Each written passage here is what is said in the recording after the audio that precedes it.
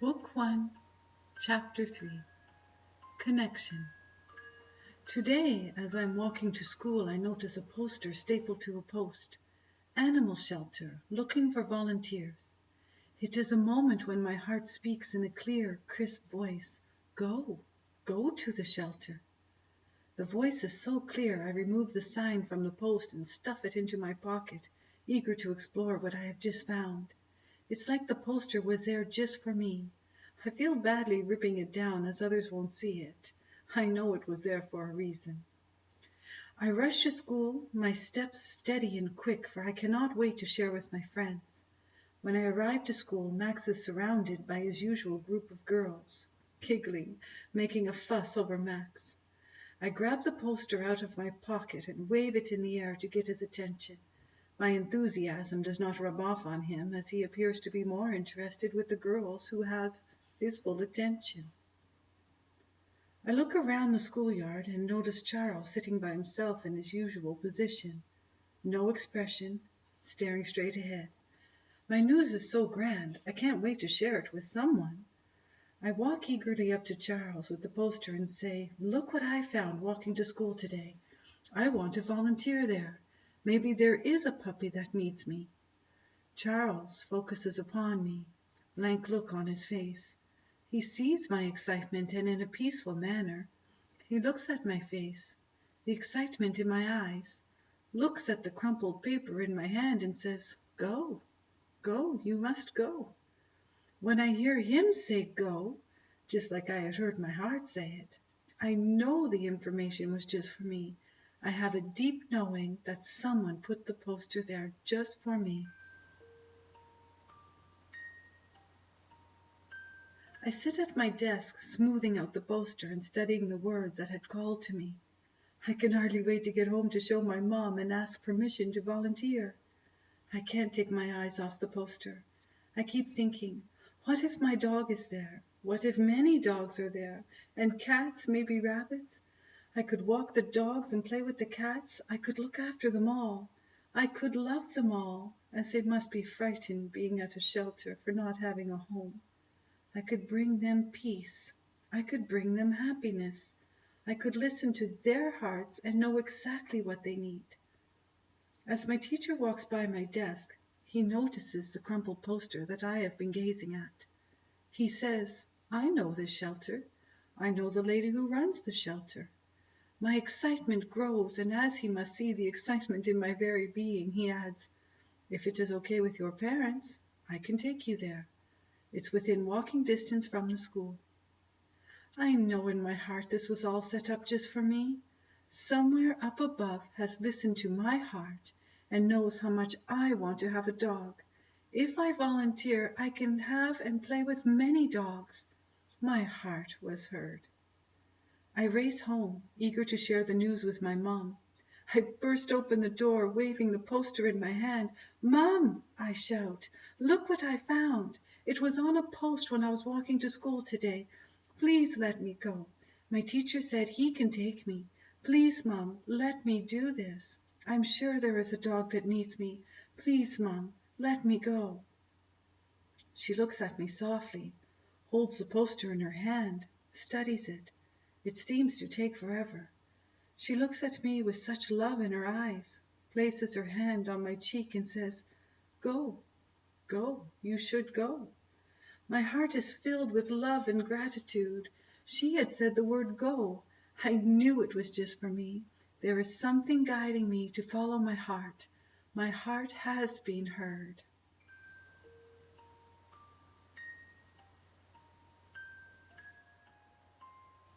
It is Saturday morning and my parents have decided to take everyone out for breakfast.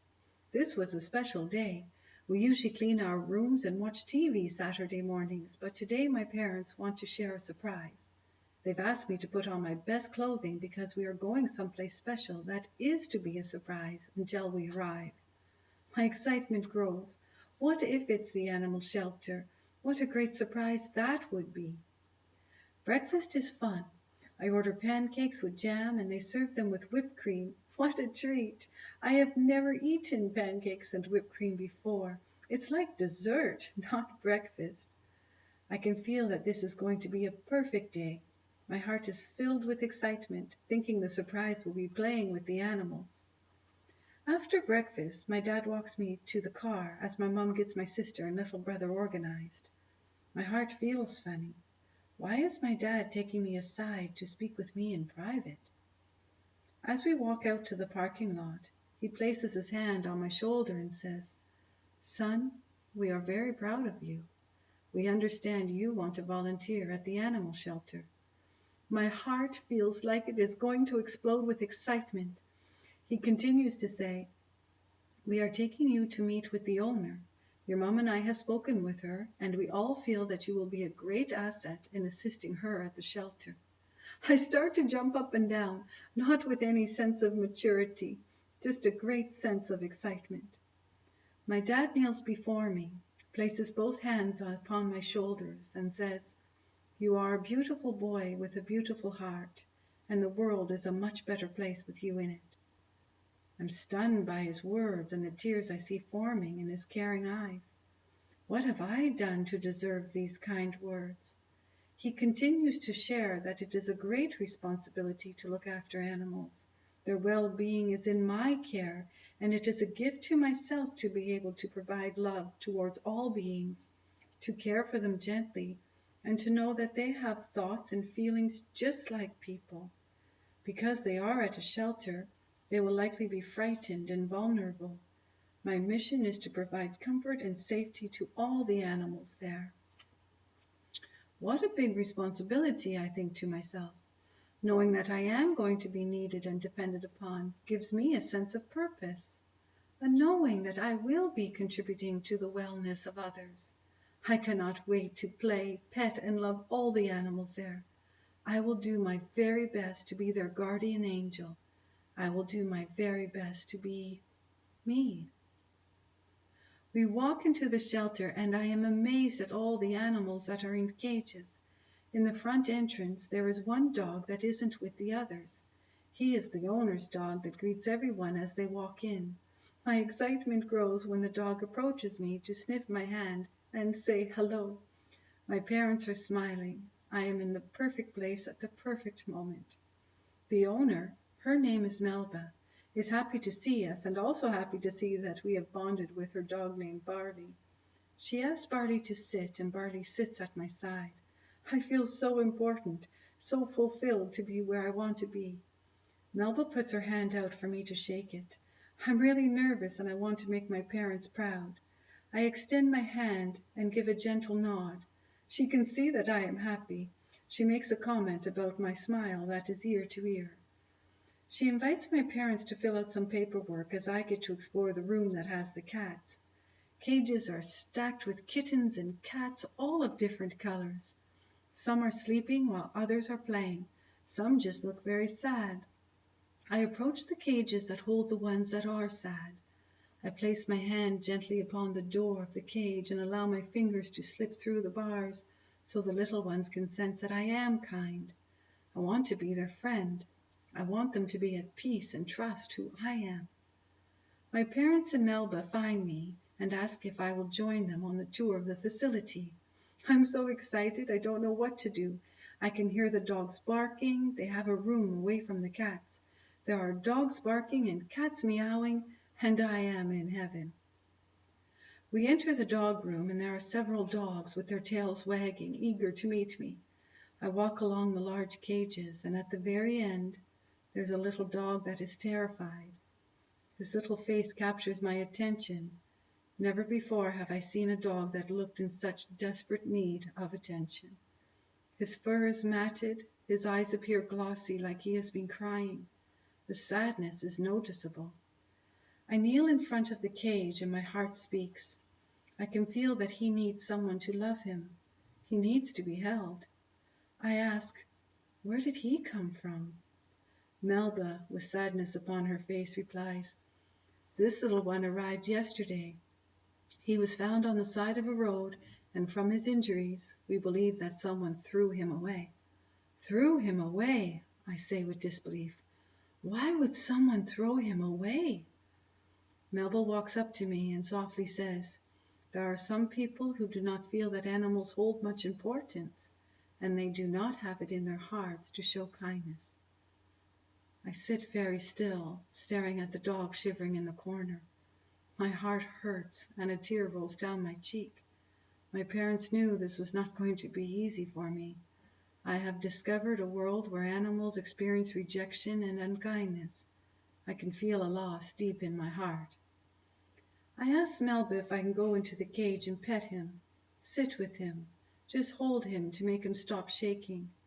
She opens the door for me to enter, and the little one sits quiet, frightened but still, as though he knows he is safe with me. I gently speak to him, and I am able to pet him. I ask Melba if he has a name, and she replies, "We haven't named him yet. Maybe you would like to give him a name."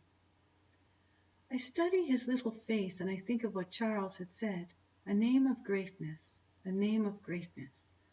This little frightened dog needs a name that is most suiting. I sit with him and then beside him. I can feel him shaking as he leans in against the side of my leg. I just keep petting him, thinking, what should you be called? What name of greatness should you have? The standard names came to mind, Lucky or Buddy, but I want him to have something different. I wonder, what would Charles name him? I think of his presentation about the earth, and I know that it should be something that represents goodness. I look into his eyes, and I can see beyond, like looking up towards a blue sky, and I think his name should be Sky. I spend time with the other animals, but keep returning to the dog named Sky. He seems to like his name just as he seems to like me. It is my first day, and my parents let me stay for a few hours. Next time I will wear my old clothes, just for today. My parents wanted me to look my best as I started my new adventure. When it is time to leave, I go to Sky and tell him that I will be back as soon as I can. I'm hoping to be back tomorrow, and tomorrow now seems far away. I pat the top of his head, and he looks at me with a sense of trust. He looks at me as if we are to be friends forever.